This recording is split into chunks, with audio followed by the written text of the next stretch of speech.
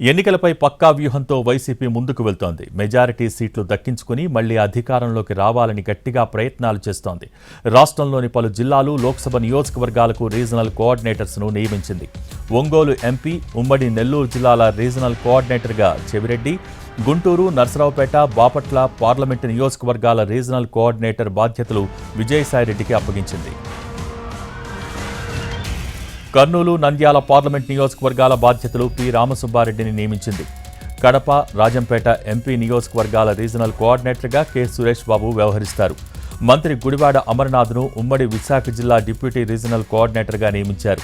Vijayawada central MLA Malladi విష్ణుకు Vijayawada నగర అధ్యక్ష బాధ్యతలు అప్పగించింది అధికార పార్టీ.